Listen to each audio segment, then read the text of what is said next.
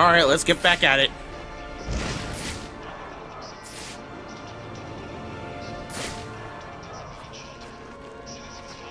And there it is.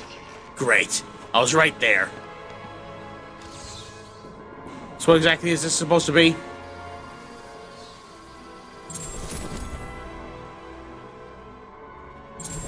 Furniture Company. The Furniture Company. A global conglomerate of user-assembled furnishing distributors. Globalization means the people must compete for wages with all markets, including those that force children to labor, and the right-wing pundits wonder why we are not competitive, why the middle class is evaporating. Why would a furniture company pay an honest wage to a skilled worker to make a quality product when they can pay mere pennies to a child to make a product of less quality, but which consumers will buy because they have no choice? Yes, disposable furniture from disposable people, and you can throw them both away for a new model every few years. That's business. Alright, well, that's all the anarchy things. So, seeing how it is that I had to end up blowing that last video on finding this thing, and we still have a good chunk of the anarchy things to read, plus those of Cyrus Pinckney that was left behind, I guess this video is going to be story time before we go after the rest of the Cyrus Pinckney pages. Let's see here. Trident Labs. We make industrial solvents and lubricants to move the machinery of our industrialized society. That's a fitting slogan for a company from 50 years ago. Today, our industrial centers are collapsing, left abandoned in the wake of the mass exodus to businesses to foreign shores. Thank you, globalization, for opening up new markets for our multinationals to sell their American-made products. Unfortunately, these products are no longer made by American workers. The American workers are laid off from their jobs, laden with debt, and then made homeless when the bankers foreclose on their homes they can no longer afford. And how are they rewarded? They are called lazy, delinquent moochers by the people who have sent their jobs overseas. When we come to them, or when we come for them, they will run for those same shores to escape our wrath. But like the multinational corporation, the worker knows no border, for we are everywhere. The Hamilton Hill. This ought to be interesting. Our dutiful mayor, Hamilton Hill, made his money in insurance. That is, by making promises to pay people when they were in need, and then making excuses to not pay them at all. And yet he is not branded a thief, a fraudster. No, he's elected mayor. Now he's free to raid our city coffers to pay for whatever projects his masters deem worthy. Masters like Rupert Thorne. And he thinks these people are not watching. We know what he did to those two girls at the Gotham Royal, and we will bring it to the light for all to see. So what is that, a hotel? His office? Is he really that conceited? Damn. He murdered those two girls? Yeesh, no wonder Tempest Fuji is after him. Gotham Casino. Has there ever been a more criminal business than a casino? Burden the people with debt and make them so desperate that they'll throw away what little they have left for the fleeting hope that all their dreams will come true.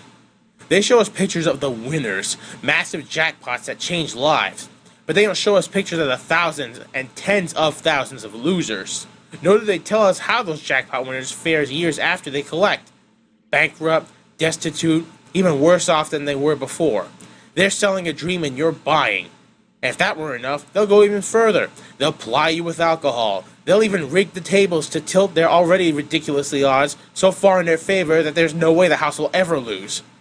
And if you somehow beat those odds, they accuse you of cheating and get their goons to beat the money out of you. I don't think I ever read this.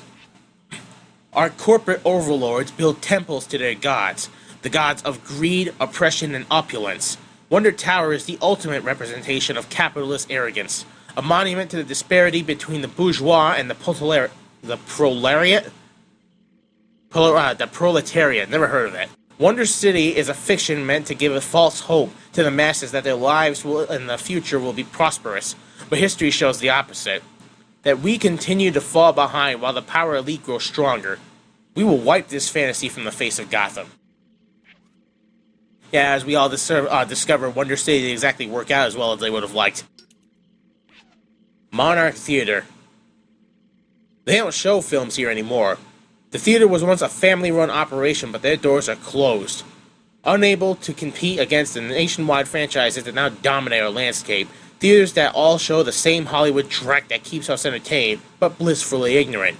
There is no room for the art of film in a nation full of programmed, sugar-fed consumers, and so we will target the industry of franchising, a business model that sucks the money out of communities and kills independent business. Hey, look at that poster. I think that's Zatanna. That's great.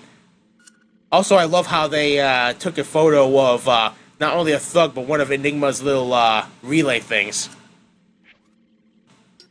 Alright, let me take a swig first.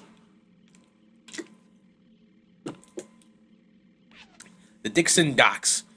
Dock workers once belonged to one of the most powerful unions. The longshoremen of old fought their industrialist oppressors over the right to earn a living wage.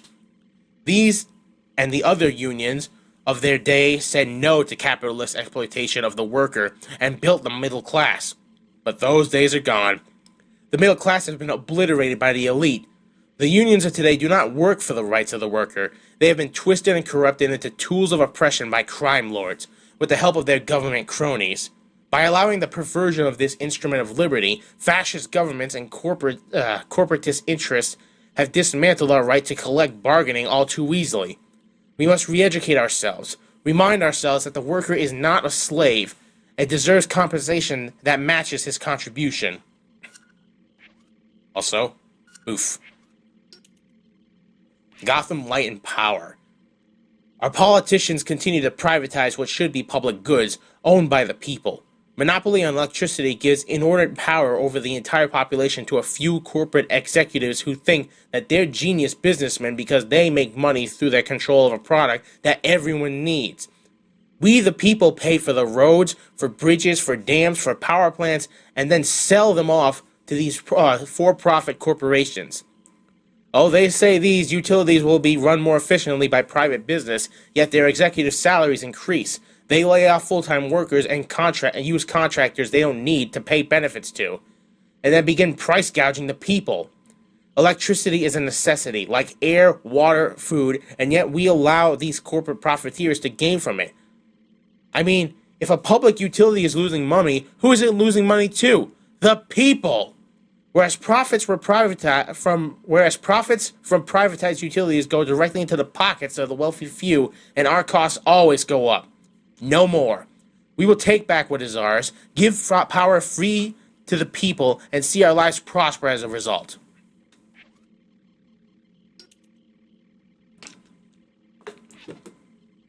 This I've already read. Gotham City Cinema. Come one, come all, to pay homage to our plastic pantheon of demigods. You may not touch, only watch. No, their glorious image will be projected on a big screen while they spout tripe and dreck. They are presented to you larger than life to ensure that you realize just that you are a small, insignificant, and powerless mortal in the shadow of their greatness. Tremble in their presence and despair at your inadequacy. And don't forget to stop at the concession to fill your face with sugar treats and salty swill, where all proceeds will go to the Falcone crime family. Gotham City News. Balanced and fair, they say, presenting what Jack Ryder calls both sides of every argument. Sure, when his side comes from made-up corporate messaging meant to convince us that words like liberty, justice, and truth still have meaning, and the other side is some barely intelligent shill, it's an insulting joke. They frame their stories in a way to match their fascist agenda, and use intimidation, intellectual dishonesty, and loudmouthing to squash any who try to point out the fallacy in their arguments. They blame immigrants, they blame criminals, they blame everyone but the corporations who pay their salaries. The Fourth Estate has been replaced by the machinery of propaganda and now exists only as a tool to keep the people ignorant.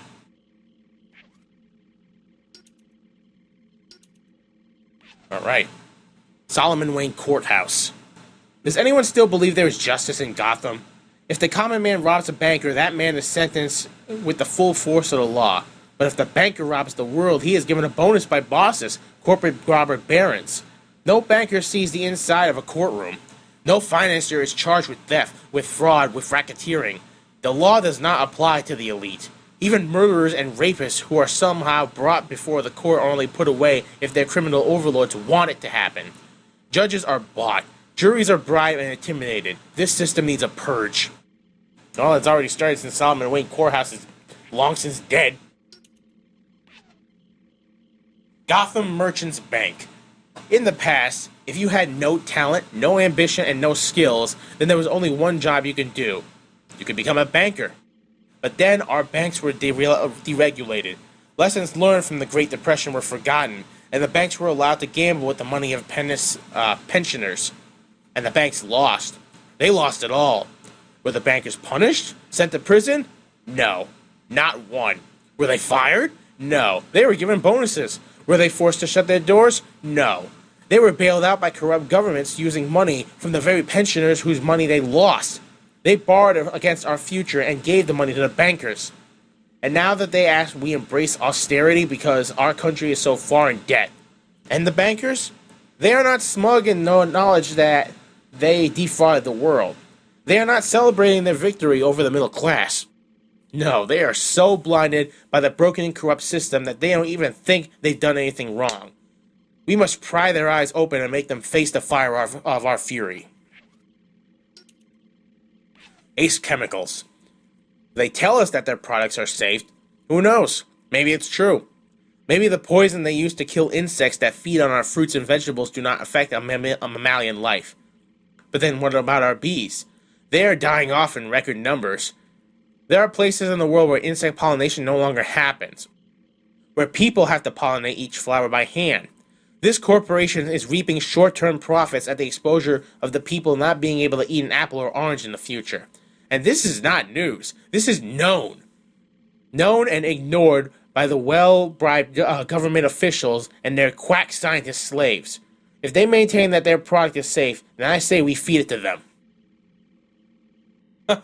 Now he's fighting for the bees. Will somebody please think of the bees? Oh, by the way, that one from earlier, that was the Carmine Hotel. Speaking of, when they don't want to do their deals in the light of day, the power brokers of Gotham come here. When they want to perform acts they wouldn't perform in front of their families, they visit the Carmine.